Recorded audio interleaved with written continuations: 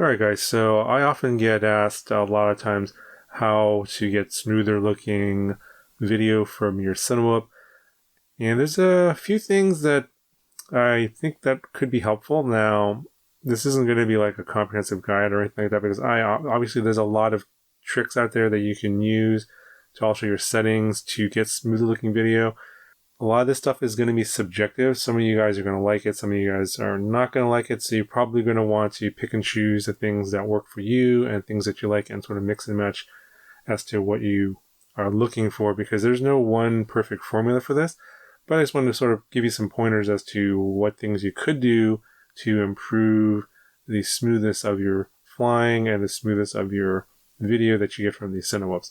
So with Real Steady Go, which is with a lot of the video that you see from these naked GoPros, is already very smooth, but a lot of times you see sort of like this bobbing up and down that you can't really get rid of in Real Steady Go, and that has to do with throttle control. And I typically don't do any of these tips and tricks that you're going to see in this video on any of the reviews that you've seen in the past. In fact, I just fly them pretty much as they come to me with whatever tune the factory put on there. I don't mess with it at all. Sometimes I might put in my rates. A lot of times I often forget.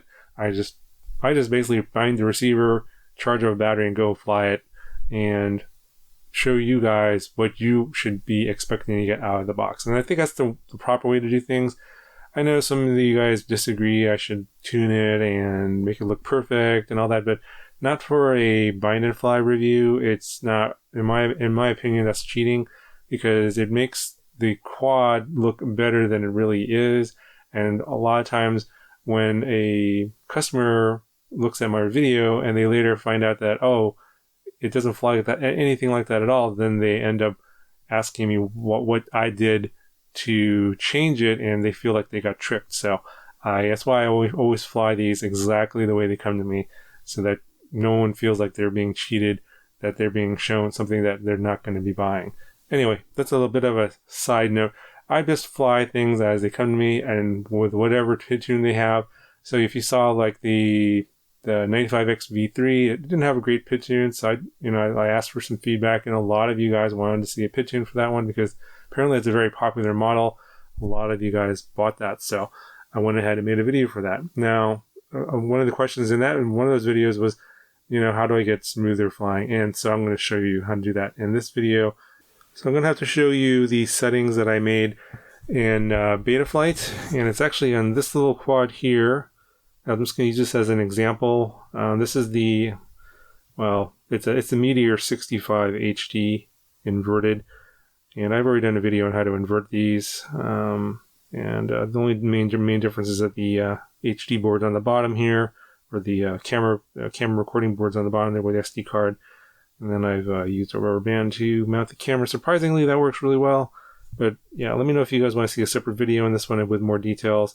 Because I've already made a video on how to invert this on the non-HD version, the analog version from like a year ago. So not really going to make another video on that one. But if you really want to see specific details on how this one was made, let me know down in the comments. And if there's enough interest, maybe I'll come back to it. But this is basically I'm going to use this as the example. I'm going to plug this into the computer and show you all of the little modifications I made and talk about why I made those modifications.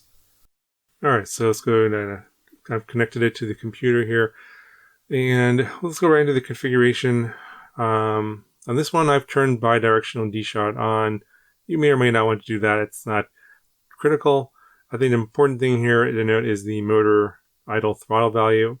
I try and raise it quite a bit, because especially depending on the model you have, if you want better throttle control as you come down towards the lower end of the throttle, if it's too low where the props are almost stopping, your Cinewhoop's going to drop really fast, and so you're going to see a lot of like sort of quick changes in the way the altitude bounces up and down, which you want to avoid. So I would recommend raising this up quite a bit. I even think that 8% on this one is probably even too low. Go as high as you need without it actually taking off on you on arming. So that's the first thing I would change. The second thing I would change here is turning air mode off. So I say I have air mode turned off on this one.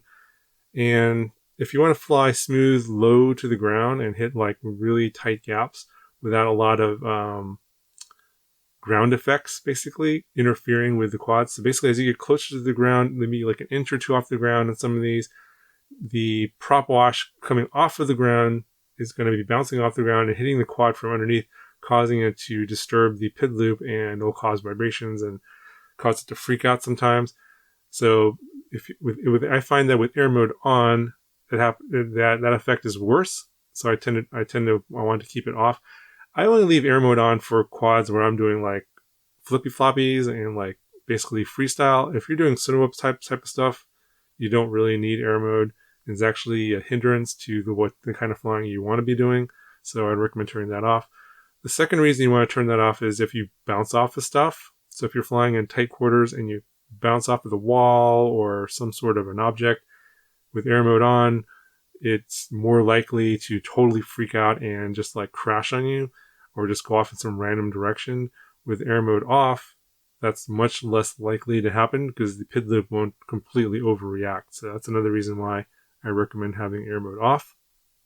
Okay, so the next thing you probably want to do, and I touched upon this in the 95XV3 tuning video that I made, is you go to the 4.2 tuning notes, or if you're in a future version, 4.3, whatever, there's gonna be tuning notes for 4.3 later, I'm sure. Scroll down and you want to go to this section called Quick Settings, and this is again optional. Don't really have to have it, but you might want it. I use these cinematic settings here, and then I basically copy this whole thing here and pasted it right into the CLI. So go ahead and put those settings in. This basically, it makes it smoother, but it also makes it feel, as it says here, a bit dull. And basically it smooths out the sticks and makes basically direction changes or it minimizes quick direction changes, so it looks smoother. So this is something that I would recommend. This is one that I would use. And I think some of the settings are here in the GUI as well, like the iTerm relax cutoff set to 5. I believe that's also in there. And then I increased anti-gravity gain to 10. So that's something that you might want to do. Now, on this particular small model, I've raised like my I gains a lot and my P and D gains a lot, and I've turned D-min off. So this is just on this Meteor 65. Obviously, the PID tune is going to be different for different quads. So just keep that in mind that just don't copy these and put them into something bigger because they're probably not going to fly so great. Anyway, so go into the next section here, the rate profile settings. And here, now, of course, there's different types of rates. I'm going off of the old style Betaflight rates here, but there's obviously different kinds of rates here.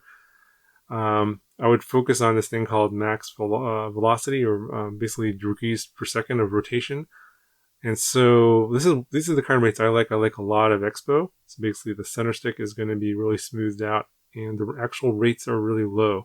So you can see here 200 degrees per second on roll and pitch and 167 degrees on yaw. So something you'll notice that you'll probably want lower rates on yaw because the yaw movements are more noticeable in the cinematic flying versus the roll and the pitch, especially when you're processing with real steady go. So you want to reduce that as much as possible. And you may even want to go lower depending on how stick heavy you are. If you're very aggressive on the sticks, you may want even lower rates and even more expo than this. Some people can get away with a lot less, and just go put in default rates and a lot of expo, and then they're good. So play with this. You may want to adjust this to what you like. You may find this to be way too dull for you, so keep that in mind. Now, the other thing is I changed the throttle mid and throttle expo, and this is going to change depending upon the kind of quad you have.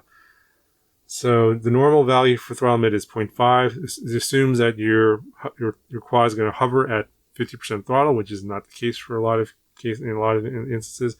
This particular one, the Meteor 65 HD, is pretty heavy, so I raised the throttle mid to 0.85, which puts basically where the mid range of the throttle is up in the higher end of the throttle range, but it actually moves the mid throttle lower on the stick. So it's kind of counterintuitive. That's where, at least for this, is what I find.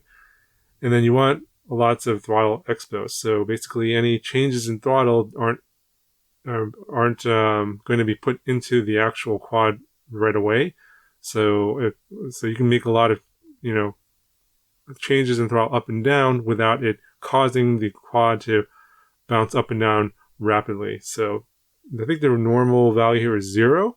But if you want a smoother video where it's not bouncing up and down as much, then you probably want to increase this. 0.65 might be maybe too much for some of you guys, and then it might not be enough for some of you guys. This is what I like for this particular model. So again, it's subjective, so you got to go on feel, and just feel free to adjust these to the point where you actually feel like you have good control of the quad and not having the quad bounce up and down as much. Okay, so that's pretty much it for the basic settings here to get a smoother looking flight out of your Cinewhoop. Obviously, this is not the end-all be-all. There's probably a lot of other tips out there that I haven't even touched upon. If you happen to have something that would be helpful to the community, by all means, leave me a comment down below and let me know if I missed something really obvious or something that might be helpful, and hopefully someone will find that useful for their particular flying. Because I mean, obviously everyone likes to fly things in their own different way, and it's, it would be good to have as many tips as possible in this video so that people can come take a look at it and sort of grab what they need out of this video. Anyway, hopefully found this video very helpful. If you liked it, let me know in the comments below. Leave a thumbs up for the video. Really appreciate it, and I'll talk to you guys in the next one.